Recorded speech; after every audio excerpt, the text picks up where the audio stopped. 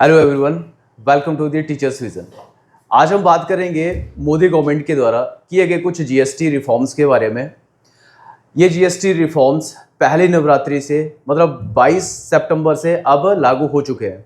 अब ये GST reforms क्या हैं, किस तरीके का ये मास्टर स्ट्रोक जो है वो खेला गया है, हम इनके बारे में यहाँ पे ये भी बात करेंगे कि क्या ये जो मास्टर स्ट्रोक मोदी गवर्नमेंट के द्वारा खेला गया है, क्या ये कहीं ना कहीं बिहार इलेक्शन को लेके है या फिर सही में यहाँ पे जो मिडिल क्लास है बेसिकली उनको फायदे देने की बात जो सरकार कह रही है उससे ही रिलेटेड देखने को मिलेगा।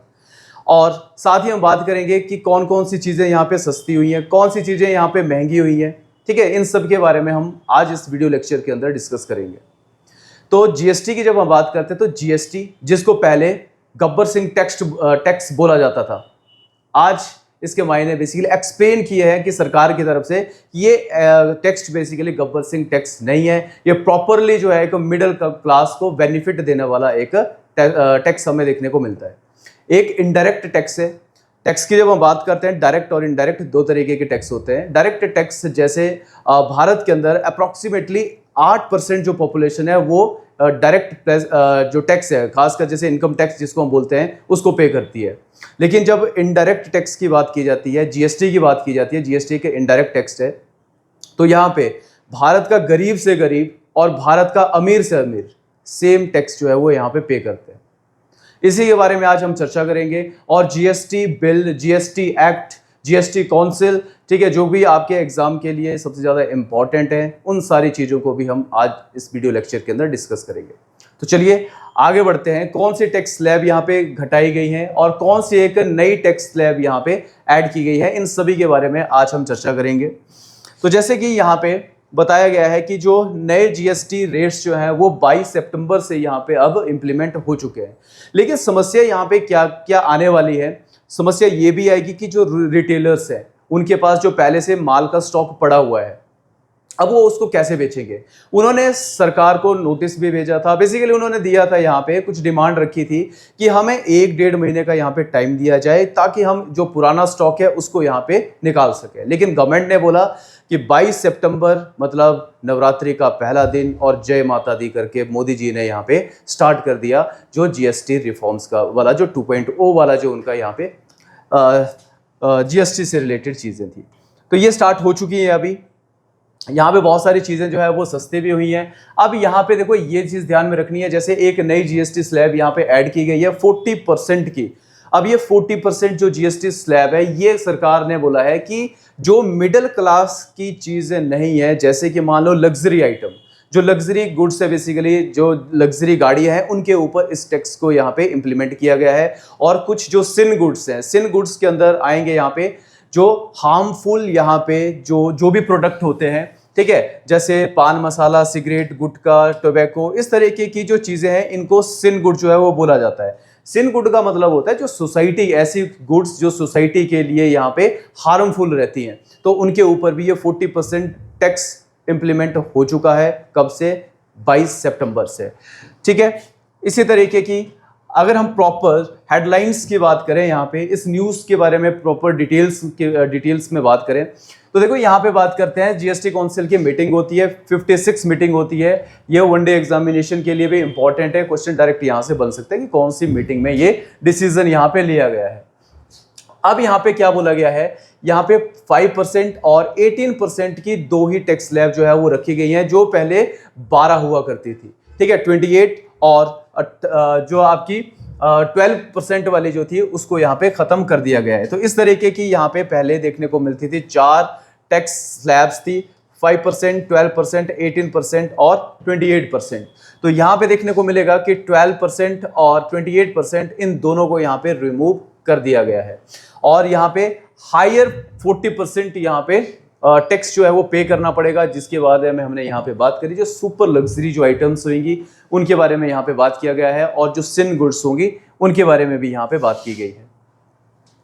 वहीं हम आगे बढ़े इसके बारे में, तो ये गवर्नमेंट का क्या मानना है, उन्होंने यहाँ पे बोला है कि हमने क्या करना है, जो टैक्स बर्डन है बेसिकली उसको कम करना है, और जो मिडिल क्लास, जो भारत के अंदर सबसे ज्यादा जो पॉपुलेशन देखने को मिलती है एक मध्य वर्गीय परिवारों की, उनको यहाँ पे फायदा पहुंचाना है। तो सरकार का इस तरीके से यहाँ पे मानना है कि दूसरा यहाँ पे गवर्नमेंट ने ये भी चीज बोली है कि जितना ज्यादा अगर भारत के अंदर ही खुद की डिमांड जितनी ज्यादा होगी उतना ही ज्यादा यहाँ पे कंजप्शन भी होगा।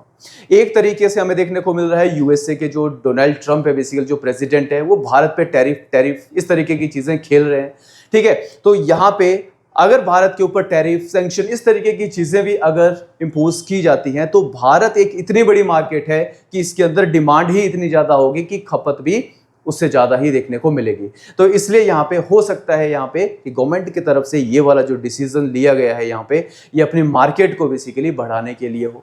ठीक है, यहाँ पे इम्पोज की अगर हम बात करें कि ये सारी चीजें बेसिकली इफेक्ट में आ चुकी हैं सितंबर 22, ठीक है, नवरात्रि का जो पहला दिन है यहाँ से इसको इम्प्लीमेंट कर दिया गया है। वहीं अगर हम बात करें यहाँ पे कि इम्पैक्ट यहाँ पे किस तरीके से देखने को मिलेंगे और कहाँ कहाँ पे ये इम्पैक्ट देखने को मिलते हैं, तो जैसे सरकार का ये मानना है कि खासकर ये जो जीएसटी रिफॉर्म्स है ये डेडिकेटेड है किसके लिए, मिडिल क्लास फैमिलीज के लिए। तो अब यहाँ पे इनकी रिफॉर्म्स की अगर हम बात करें तो यहाँ पे बात की गई है जो एवरीडे एसेंशियल्स है, एवरीडे जो गुड्स हैं बेसिकली, जैसे hair oil, soap, shampoo, toothpaste, brushes, bicycle, kitchen wares, ठीक है, क्रॉकरी के जो सामान है, ठीक है, तो इनको बेसिकली कहीं ना कहीं 5% टैक्स स्लैब के अंदर यहाँ पे लाया गया है, जो जिन पे कभी 12% से 18% जीएसटी लगता था। इसका मतलब है ये सारी चीजें क्या हो रही हैं, अब ये धीरे धीरे यहाँ पे सस्ती होना स्टार्ट हो जाएगी बेसिकली।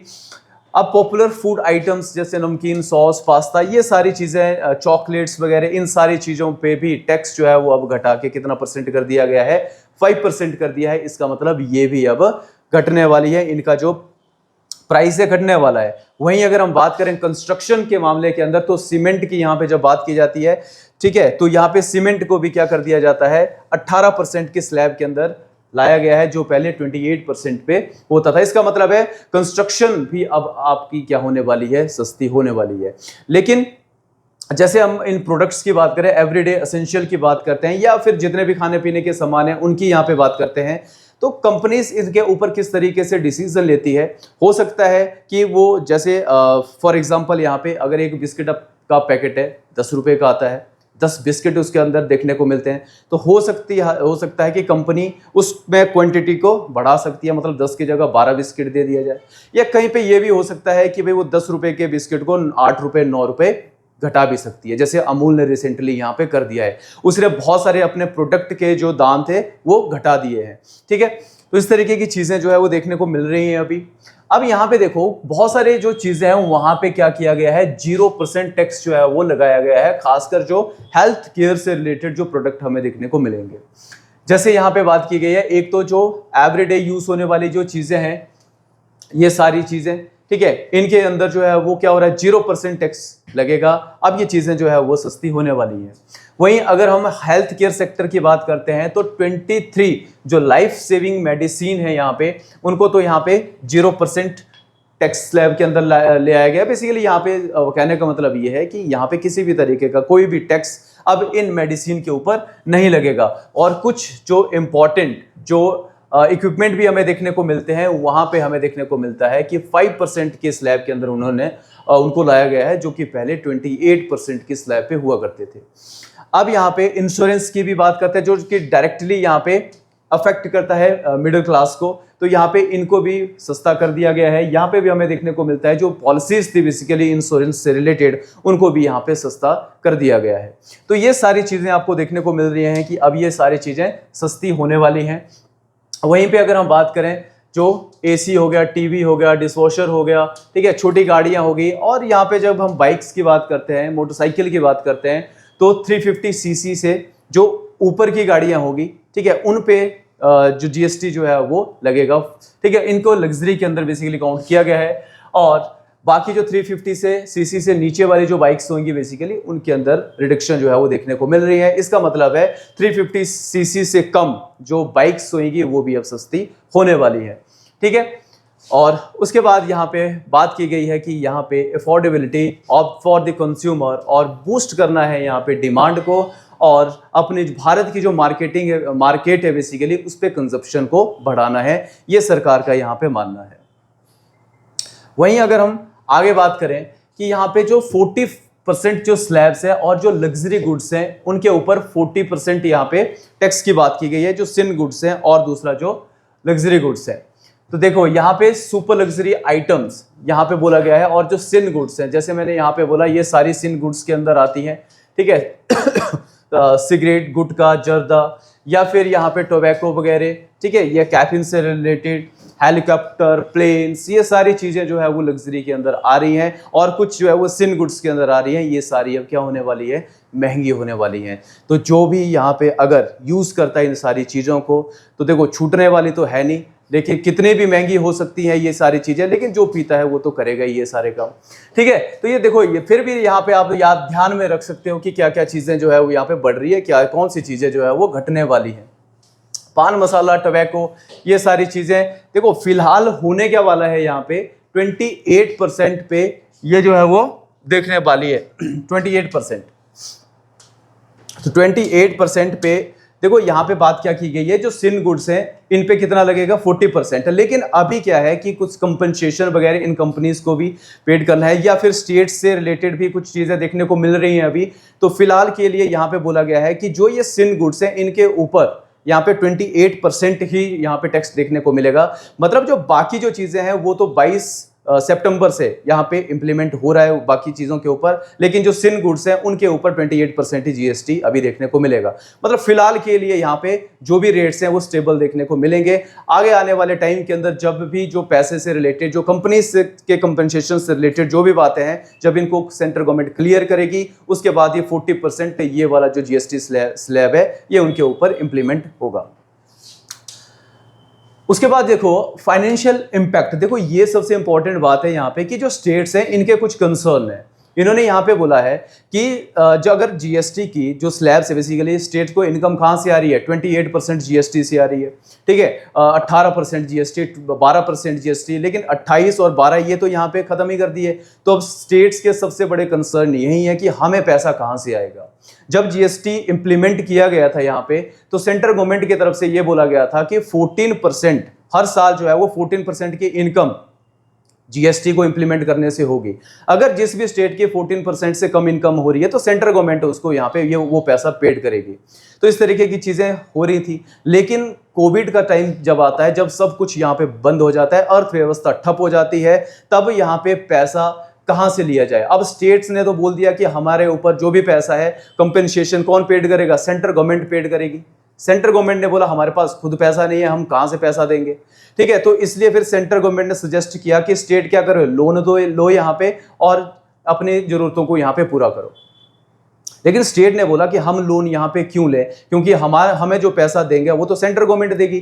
तो इस तरीके की चीजें यहाँ पे देखने को मिली।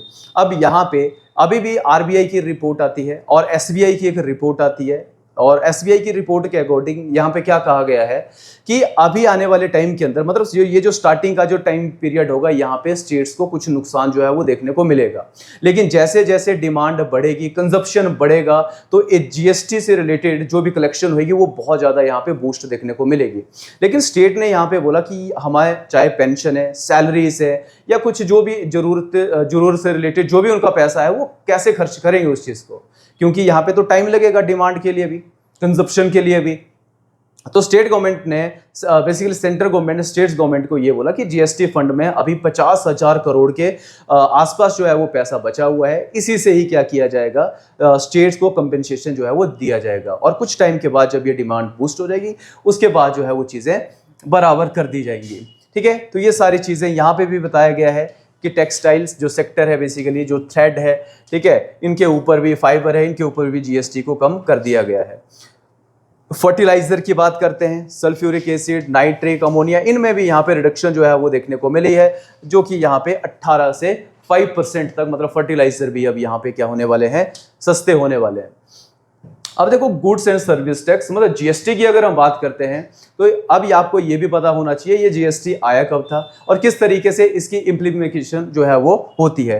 तो इसकी इम्प्लीमेंटेशन की भी अगर हम बात करते हैं, ये तो मैंने जैसे आपको बता दिया, ये क्या है, एक इनडायरेक्ट टैक्स जो है वो हमें देखने को मिलता है, जो कि सभी को पे करना होता है। अब देखो जीएसटी की बात करते हैं तो होता क्या है, 2003 के अंदर एक कैलकर कमेटी आती है जो कि यहाँ पे बोलती है कि भारत के अंदर जो मल्टीपल टैक्स लग रहे हैं, फॉर एग्जाम्पल ऐसे समझो कि मान लो कोई फ्रिज है, फैक्ट्री से निकलता है और फैक्ट्री से निकलते ही उसकी जो कीमत होती है वो होती है 10,000 रुपये।